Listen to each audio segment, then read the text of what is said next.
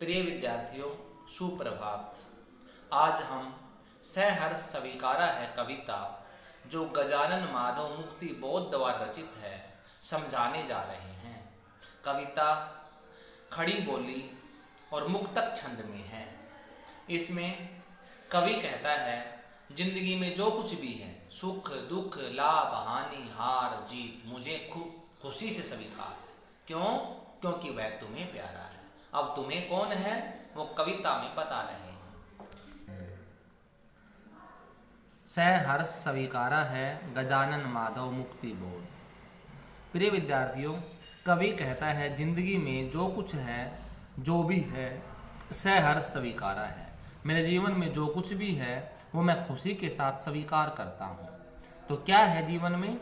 सुख दुख लाभ हानि हार जीत। इसलिए कि जो कुछ भी मेरा है वह तुम्हें प्यारा है। कवि कहता है जो कुछ मुझे मिलता है, सुख हो चाहे दुख, वो आप ही तो भेजते हैं, वो मुझे प्यारा है। इसमें वह कौन है? वह कवि की पत्नी हो सकती है, माँ हो सकती है, बहन हो सकती है, प्रियतमा हो सकती है। इस कविता में बताया नहीं गया, हमें अंदाजा लगाना है वह कौन है।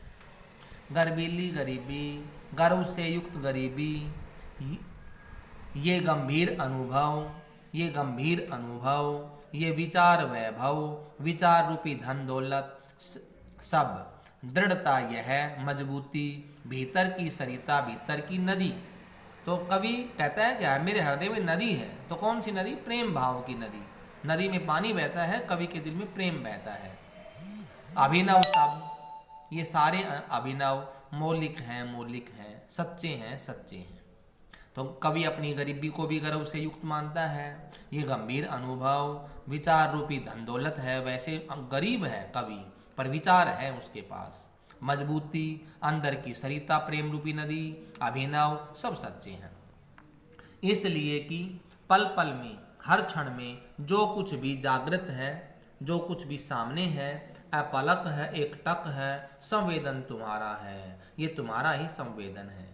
कवि कहता है जाने क्या रिश्ता है, मेरा तुम्हारे साथ क्या रिश्ता है बताया नहीं गया कविता में। जाने क्या नाता है, मेरा और तुम्हारा क्या नाता है, क्या संपर्क है। जितना भी उंडेलता हूँ, जितना प्यार बरसाता हूँ, भर भर फिर आता है। वो बार बार भर जाता है, समाप्त नहीं होता। दिल में क्या झरना है, मेरे दिल में क्या झरना है, जिसमें लगातार पानी बहता है। कवि ने झरना इसलिए कहा है क्योंकि प्रेम भावनाएं बहती हैं। मीठे पानी का सोता है, जैसे झरने में मीठा पानी बहता है, कवि के हृदय में प्रेम प्यार की भावनाएं बहती हैं। भीतर वह ऊपर तुम। कवि कहता ऊपर, जब फोटो देखेंगे ना अपनी बुक में, तो ऊपर चांद की फोटो और एक लेडीज की फोटो मिलेगी, स्त्री की फोटो। वो बताया कि कौन है, वो कुछ भी हो सकती है, माँ, बहन, पुत्री, पत्नी, प्रियतम। तो कहता है ऊपर तो तुम चले गए। मरने के बाद जब पितर बनते हैं, जो अच्छे होते हैं देवी देवता के रूप में, वही तो हमें सुख और दुख भेजते हैं। वो कहते हैं ऊपर तो तुम हो और भीतर वह है, और मेरे हृदय में प्रेम प्यार की भावनाएं हैं तुम्हारी।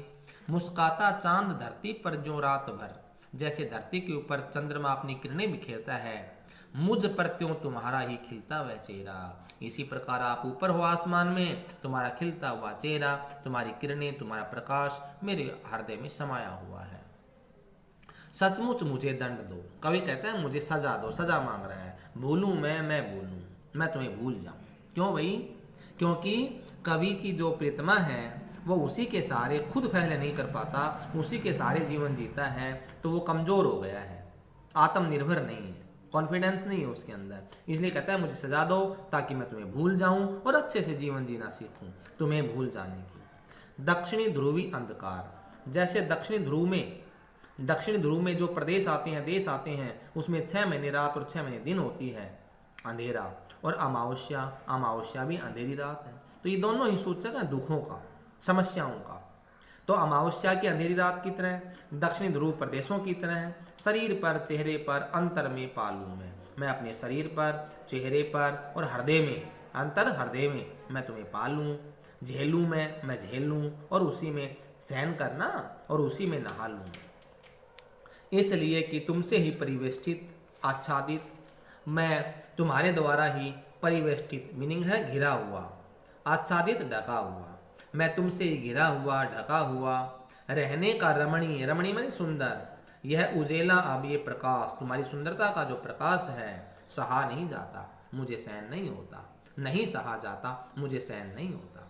ममता के बादल की मंडराती कोमलता, ममता रूपी बादल, ममता के जो बादल उसकी प्रीतमा उसके ऊपर बिखेरती है, मंडराती है, भीतर पिराती है, दुख देना, अंदर से वो दुखी होता है कवि। कमजोर और अक्षम अब हो गई है आत्मा, ये मेरी आत्मा बड़ी कमजोर और असक्षम हो गई है, छटपटाती छाती की भवितव्यता डराती है, भवितव्यता भविष्य, आगे आने वाले भविष्य में मुझे डर लगता है। बहलाती सहलाती आत्मीयता बर्दाश्त नहीं होती, कवि की बहलाती हुई सहन करती हुई आत्मीयता, अपनापन मुझे बर्दाश्त नहीं होता। सचमुच मुझे दंड दो कि हो जाऊं, मुझे दोबारा फिर सजा मांगी है, मुझे ऐसी सजा दो, पाताली पताल की अंधेरी गुफाओं के गड्ढों में, गुफाओं के विवरों गड्ढों में, धुएं के बादलों में बिल्कुल मैं लापता हो जाऊं। कहाँ लापता होना चाहता है? अंधेरी गुफाओं में, गड्ढों में, धुएं के बादलों में समा जाना चाहता है। लापता कि वहां भी तो तुम्हारा ही सहारा है, यदि मैं वहां खो जाऊंगा वहां भी तुम्हारा ही सहारा मिलेगा मुझे, इसलिए कि जो कुछ भी मेरा है, मेरा सुख दुख लाभ हानि हार जीत, जो कुछ भी मुझे मिलता है या मेरा जो होता सा लगता है, होता सा संभव है, मुझे लगता है भी सुख मिले, मुझे लगता है दुख मिले, सभी वह तुम्हारे ही कारण के कार्यों का घेरा है, वो तुम्हारे ही कार्यों का परिणाम है। अब तक तो जिंदगी में जो कुछ भी था, जो कुछ भी अब तक जो मेरी जिंदगी में है, जो जिंदगी में था, वो मैं खुशी से स्वीकार करता हूँ कि जो कुछ भी मुझे मिलता है वो तुम्हें प्यारा है। कहने का भाव उसकी प्रियतमा ही आसमान से, ऊपर स्वर्ग लोक से उसके पास दुख भेजती है, चाहे सुख भेजती है, वो इसीलिए भेजती है कि वो उसे प्रिय है, और जब उसको ही प्रिय है तो कवि भी स्वीकार करता है। प्रिय विद्यार्थियों, इस कविता के प्रश्न उत्तर याद करोगे, यही आज का गृह कार्य है।